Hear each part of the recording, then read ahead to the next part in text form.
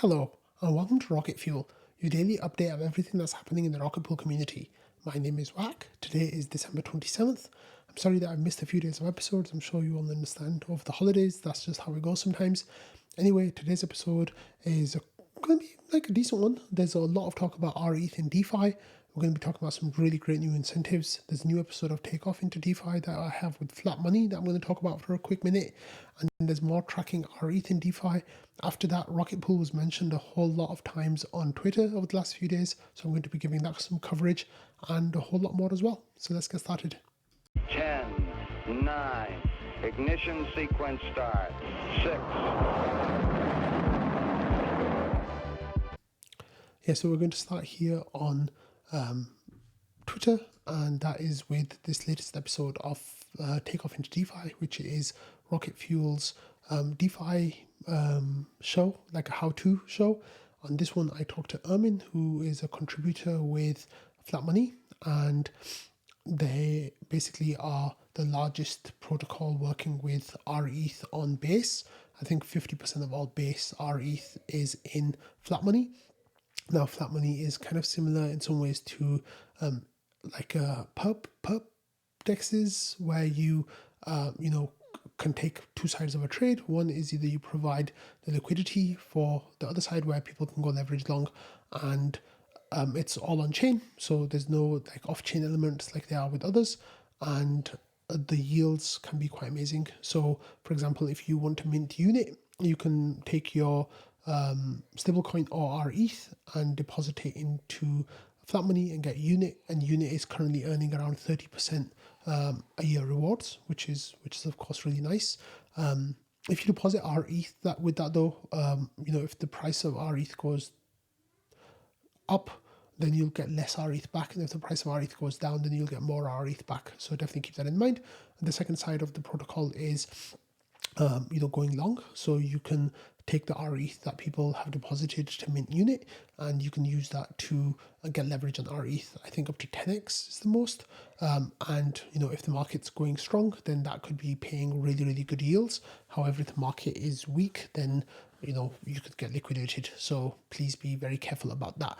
But yeah, it was a really nice chat. It was about half an hour. Like, we just talked about what Flat Money is, how it integrates rETH, what the two sides of the protocol are, and then we also talked about how to use it and kind of get a walkthrough on the website. Okay, next we've got some information here about a new wallet from, not new wallet, a new incentive, set of incentives from OKX Wallet. So it says we've got a fresh round of bonuses for you when you earn yield on Uniswap using our wallet. So you get 75,000 OP points, 11,000 USD M, and 4.67 rETH rewards across Lido, Rocket Pool, and Mountain Pools. So it says don't miss out. So this was something that, of course, they're using with Rocket Pool, and of course with the IMC is co-incentivizing this. Val here had this post out where he kind of highlighted it. He said, you said sometimes the super nice rewards at the beginning of campaigns, just a heads up. So here they had a WUSDM rETH pair that was earning 600% APR right as it launched. There was another one here, ETH rETH, that was earning 289% APR, which of course are really, really nice. Sadly, since then the yield has come down a little bit, but it's still pretty nice. So the wrapped USDM and rETH pair now is currently earning 173% APR. It has a TVL of $188,000. And the other pair that we want to have a look at is this one from ETH rETH, and this is actually currently paying out about 15% APR, and that is has about $1.7 million of liquidity. So as you can see, there is liquidity there. It's just that this is there's some good rewards here for you to have a look at. So Val here then has some more information about what's going on here, and he says the IMC paid provided rETH incentives for a campaign on Uniswap run by OKX. There's also co-incentives from Uniswap as OP tokens and Mountain as USDM. So Val then says shout out to Alpha Growth for helping make this happen. So yeah, those OP tokens are actually really nice. And hopefully, they're going to give some nice incentives.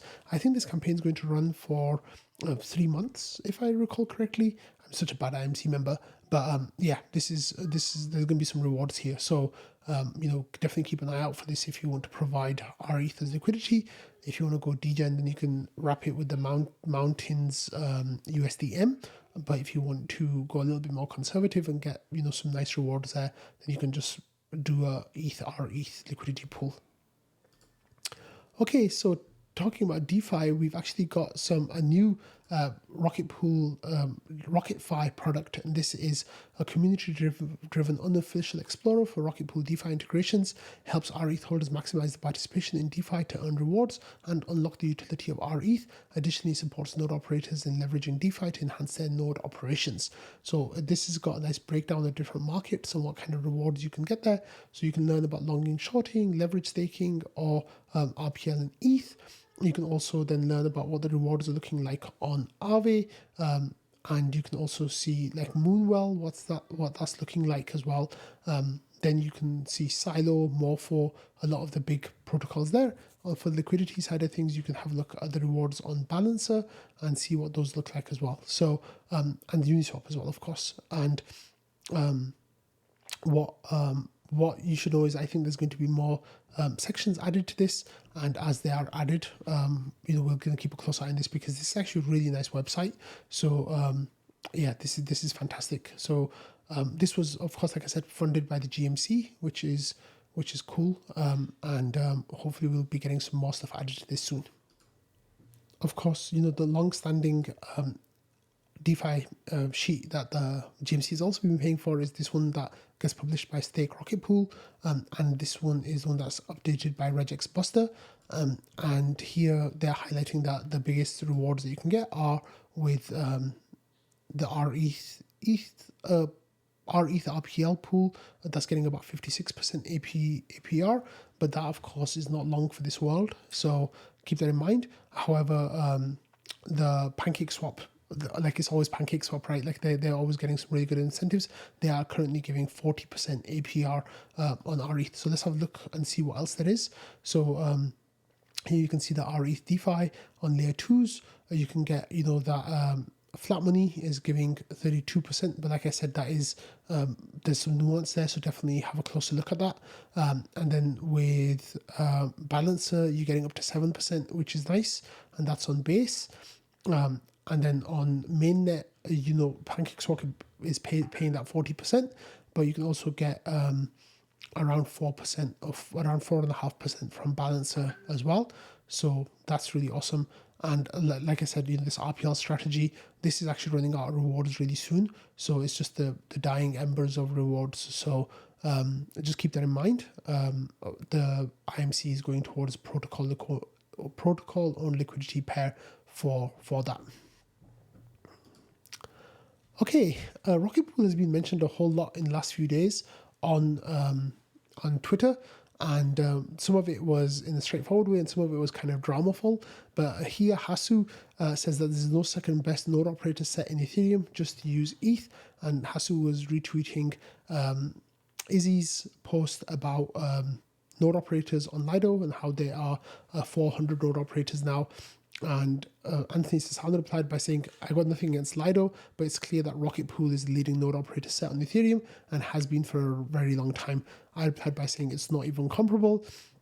And then Kira says, but 30 of those node operators have 90% TVL. And I said it's more like 97% TVL because kuma a CSM is limited to 1% of Lido stake and the DVT module is limited to 2% of the stake.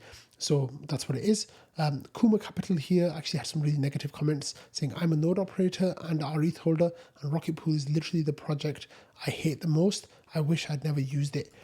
So then they said, Ronnie said, why is that? And he says there was drama with the with the DAO, and then there were holders being diluted, terrible tokenomics and price action, rETH discount and validator queue, and with the future updates of ETH, the concept of RPL is bound to become less and less relevant. Jasper actually had some replies here that were good. He says the DAOs are very dramatic, lots of engaged participants, though holders have been barely diluted compared to most DeFi protocols. There's been 5% dilution or inflation with zero unlocks. Jasper says, I agree on the tokenomics, but that's being fixed. He says the rETH DPEG sucks, but multiple solutions are being explored, like MEV ARB or changing where deposits flow.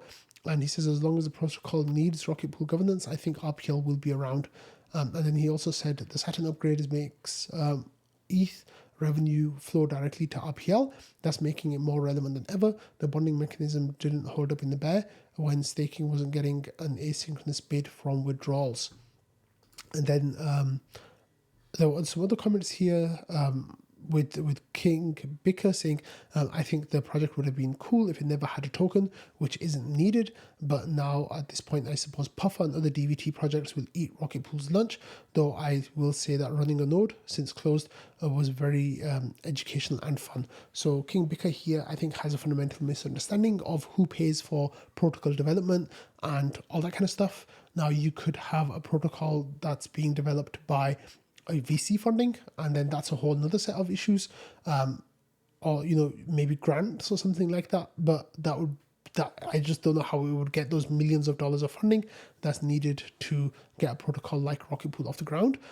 What's really interesting here that King Bicker mentioned Puffer, and Intern actually came through with a really interesting point about Puffer, saying unfortunately Puffer seems to be imploding and the ETH TVL is down 80%, and King Bicker says, oh lol, I missed that. So even though Rocket Pool TVL has been down over the last year, we're actually holding up better than a fair chunk of protocols out there, even though they had a lot of hype. Like, I really want to look at Swell's details. Maybe I'll look at that offline and share that with you in the next episode. Okay, then here there was someone who tweeted that you couldn't exit one ETH out of the deposit pool. Basically, they went to the deposit pool, stake.rocketpool.net, and said they wanted to swap one rETH back into ETH, and it said that you couldn't do that because there wasn't enough liquidity, and the person was trying to flood Rocket Pool with that. Jasper said some people have been tweeting incorrectly that they cannot get ETH back for their one rETH. He says this is wrong. You can send nearly $20 million worth of rETH for less than 1% slippage, and then there's a screenshot here of 4,500 rETH being sold for nearly 5,000 ETH, and there being 0.84% slippage on CowSwap, which is really amazing. And then Marin says through DEXs and aggregators you can through the protocol is stuck. You're missing the forest from the trees. Bump the numbers and observe why vertical integrations don't work for Rocket Pool. And then this person says you should become a module of Lido's middleware and solve rETH pain and continue to grow. And then Jasper says, STETH is more liquid overall, but not more liquid relative to market cap. And Jasper says the worst possible outcome for Rocket Pool to become a module for Lido. He says our node operators wouldn't want that. And then Marian says one of the best on-chain DAOs and fully transparent. Don't see an issue there where dealer governance will be a gem. Honestly, it's going to become harder to fight centralized entities with new institutional flows that get staked. We should be fighting the same battle. And Jasper says, I strongly disagree with the best on-chain DAO when numerous votes were decided by 1 to 2 whales. Dragonflies voted themselves more token sales. Several of your nodes have fucked up and try to hide it. With dual governance, it won't be a joke. If I recall correctly, you fired the shots here, so follow your own advice. So that obviously discussion went that way. And then Jasper actually put this to the wider Twitter community with a poll saying, do you think Rocket Pool should join Lido Finance as a module? And all the Lido bros kind of came out of the woodwork to vote on this, but it was kind of split between yes and never, with yes winning out at 37.7%, never saying 36.7%, not now saying 7.4%, and people who wanted to see the results was 18%. And Jasper says members of their community want Rocket Pool to abandon rETH and bend the knee to stETH. They argue this is better for both DAOs, yet this destroys all value Rocket Pool has. Rocket Pool is valuable because it is so different. And then Hasu says, don't feel strongly about this. Like, Hasu doesn't feel strongly about this, but he says, but having Rocket Pool with the ability to mint stETH would feel quite valuable. Of course, it would feel valuable. It'd be like 450,000 ETH worth of rETH that would be swapped into stETH. That would be horrible, not valuable. And then Jasper says, I think the governance power separation is pretty crucial. Overlapping sets ends up weakening all parties. And Spartan here replies by saying, is this conversation happening in the Discord or was this on the podcast? Where did this conversation originate? And it was linking back to Marin's comment. Jasper then retweeted the post saying, I will never bend the knee to be absorbed by Lido. Rocket Pool is the only major quadratic voting power DAO in Ethereum, backed by Ethereum validators. He says, sorry, I don't want your VC DAO in charge of thousands of home nodes. We're better apart. And then Marin and Jasper go back into a back and forth, and I will let you read that by yourselves. I said I covered the Hasu thing already. So in the previous episode that I recorded, there was some information that I shared about the IRS saying that they want staking income to be taxed as income and not as like farm yields. Kind of that was linked to the Jarrett case. So I said information that this was the IRS kind of putting this information out there and testing the waters kind of thing. But it seems like it wasn't actually, not testing the waters, like putting it out as a guidance. It seems like this isn't quite the case of what's happened. And this is as a next step in the legal battle. So here's Yahoo Finance with an update saying that, the information from the IRS comes amid an ongoing legal battle with the Jarretts, Tennessee couple staking on Tezos, who argue that staking rewards should not be taxed until they're sold like farm goods. So on December 20th, a court filing, the IRS rejected the Jarrett's claim that staking generates new property that should only be taxed when sold. The government said that staking a cryptocurrency should induce tax liability as soon as it is done, denying the notion that staking tokens fall into the same category as crops, books, or manufactured goods. So the case is now closely being watched by the crypto industry. So I think what happened is, this the claim was put forward by the IRS, and people kind of followed it as if it was ruling, but this is actually just the next step in this court case. So this is actually going to be a really big court case to watch. The way the Jarretts explain it, as new property, it does make sense because, for example, there's 100 million ETH and I'm staking my ETH, and if I earn 1 ETH, that means that in the world now there is going to be 100 million and 1 ETH. Like, that's newly created ETH. So it is like new property. It is like, vegetables growing on plants kind of thing. So that's actually going to be really, really interesting, and I'm gonna follow that very closely, as should we all. Okay, Halulu ran his script to show who has the voting power in the Rocket Pool community a couple of days ago, and the results are mostly the same as they were before, but I thought I'd give it a shout out because there might be, some people who don't know who the voting powers are in the community. So I am number 1 with 2179 votes. That I think is the same as it was before. Patch is number 2 with 2038. Val number 3 with 1524. Ramana and Samus are tied at 1,297. Then it's Invis with 1148, Dave with 1141, Halululo 1091, Noshua 1038, Ken with 1,010, and then Jasper has 878, Langers 806, then Dr. Doofus 760, Schifrin 624, and Scuzzle with 702, and then so on after that. But yeah, the voting power is nestled in these few hands, and that's really cool. There are other node operators who have power that vote outside of these delegates, but I think that it was pretty cool to share this information with you all, just to let you know who the voting powers are. Like someone like Invis, for example, hasn't voted on any vote so far as I know. Invis will just vote if something is controversial and it needs his vote power.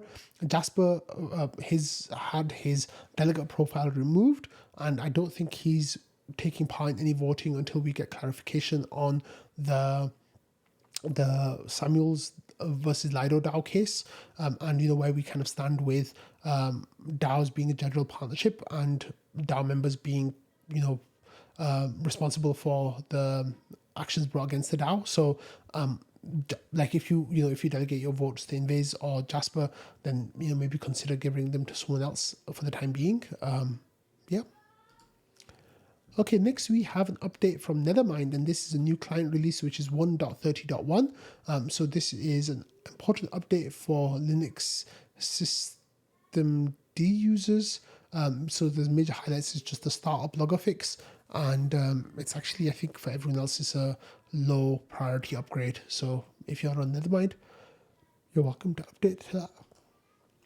Okay, I'm going to finish today's episode with some other news, and this was the news of Twitter for these last few days. And this here we have Tay, who is a security researcher who works with MetaMask, but is also like an OG white hat kind of person. And they shared a screenshot of Hyperliquid, which is a new alt layer 1 that's gained a lot of hype recently. And basically what they're saying, what Tay said is that Hyperliquid has 4 validators on their whole blockchain.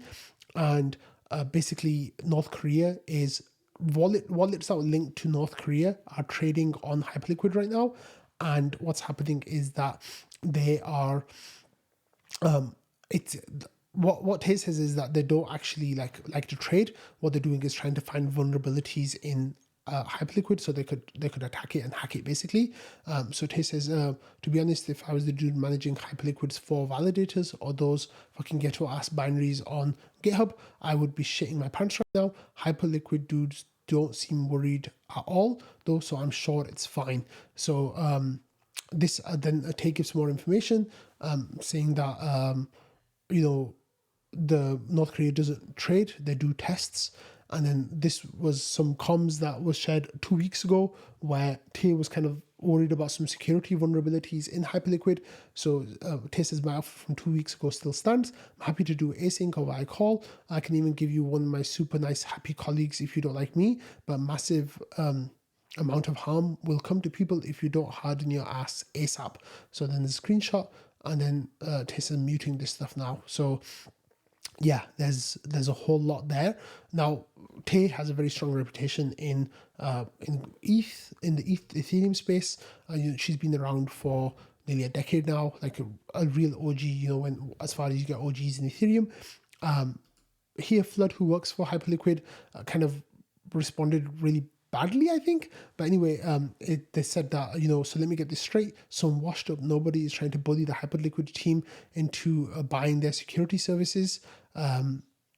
And then it says, yeah, no thanks. Keep any MetaMask devs as far away from Hyperliquid as possible, please. So yeah, so a lot of people kind of got really upset with this take, saying you don't know who Tay is and you have a complete misunderstanding of what their abilities are. Here, Hasib was one of those people whose response actually got a lot of traction, saying, yikes, horrendously bad take. Tay is an OG. Every white hat in crypto respects the hell out of her and everything she does to keep this industry safe. And no, North Korea did not suddenly get into leverage crypto trading overnight.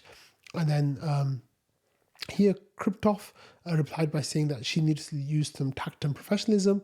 How you present yourself is important, and then shares a screenshot from some discussion, I guess, saying if you come cussing and adding unnecessary people to a war room chat, you won't be taken seriously. And then here we had, this was this was like a whole lot of drama, and everybody was kind of coming in with information. And what's really funny here is that Hasib says, I'll spell it out. She's saying these things because, you guys don't have a bug bounty program. And then people are saying, oh, they do have a bug bounty program, but the bug bounty program basically is opening a ticket on their Discord. And it's just that's not how you use a bug bounty. You got to use something like Immunify, something like that. Tay says that's not a bug bounty. That's the Discord bot. Stop. Shh. And then more, back and forth about stuff. Yeah, but this is the supposed bug bounty that they have is a Discord bot. It's not for the bridge. so that's not covered by that, and that's got $2 billion in it. And saying, you've been telling me all day that Hyperliquid guys have their shit on lock, but this is not on lock. So yeah, this is a bounty on the unreleased EVM product, not the bridge or the exchange that they currently hold. So there is some huge shortcomings in Hyperliquid stuff. And then yeah, just more people kind of defending Tay. Actually, like a whole lot of posts on her Twitter. If you want to have a look at that, like, you can catch up with a lot of the stuff that she's been saying. And then here, Ishka gave a little update of what's going on, saying that North Korea is making transactions Hyperliquid. Tay points out that they've done this in the past to test for vulnerabilities and offers to coordinate with the Hyperliquid team to check their security practices. They take it personally and publicly slate her while saying everything is fine. There doesn't appear to be any bug bounty or secure way to communicate vulnerabilities if found. And then here, this screenshot is just great. Val saying that, sharing this from a person who I guess, I don't know who they are, but it says, do something about it, bet on it, go hack Hyperliquid or shut the fuck up. You're just trying to throw whatever shit you can and see what sticks. There are no vulnerabilities. There are no exploits on Hyperliquid. It's the best performing chain and coin of this cycle, and it will continue to dominate. Now, that is a pretty amazing take if you think about it, because this person's literally saying that there are no vulnerabilities and there's no exploits. Oh yeah, that's a spicy one. I don't think there's any protocols out there that have zero vulnerabilities that just haven't been found yet. But yeah, not nice there. And then here, Nas actually had like a really thoughtful post talking about what the Hyperliquid steps should be, saying talk to Tay immediately, get new laptops, get new keys, run full scanners of your devices, and here Nas is saying that my gut instinct is that the North Koreans already have access to the internal infrastructure and work laptops via day zero exploits. Could be from phishing, such as a PDF or any other type of document opened by the team in the last few months, with additional lateral movements, which they've done countless times in the past. And it says North Korea are known to spend a lot of time within the victim's infrastructure to maximize the impact of the attack and the efficiency of the withdrawal flow. Happy to hop on the call as well, but it would be good to get in touch with Tay here, really. So it seems like there is some interesting stuff happening here, and that is the amount of bots, FUD cries, security tourists, and the replies are absurd. The same people who complain about Zach XBT the moment he gets close to their bags. I'm very glad to read from this person that the team is already working with top industry folks. So that is, I guess that's a good step.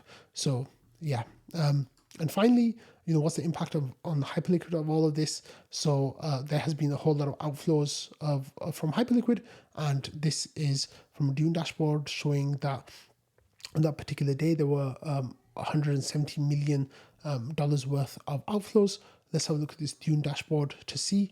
And yeah, that was a big spike of outflows. But since that day, we've had net outflows without major inflows, which is what we were seeing before. So there's $2 billion in that bridge.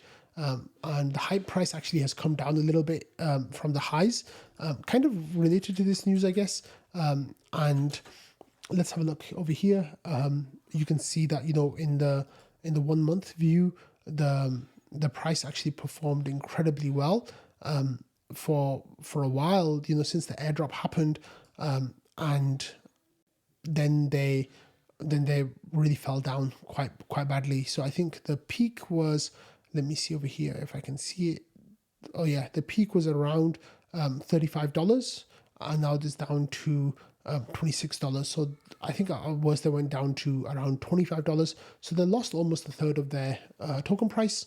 But it's still up a little bit since then. So yeah, interact with Hyperliquid at your own risk. As always, the standard saying, like from the bankless guys, is DeFi is risky. You could lose everything you put into it. When people tell you that you can lose everything and you still put everything into it, then that takes a special kind of person, I guess. But anyway, good luck with that. So yeah, I haven't been around for a few days. It's likely that even next week there'll be disruptions with Rocket Fuel, because my boys will still be on vacation from school, so it's really hard to record with them around. But I'll try to get a couple of episodes out during the next week, and then hopefully by the following week everything will go back to normal cadence. But thanks all for watching. Happy holidays to everyone, and I'll see you all soon. Bye.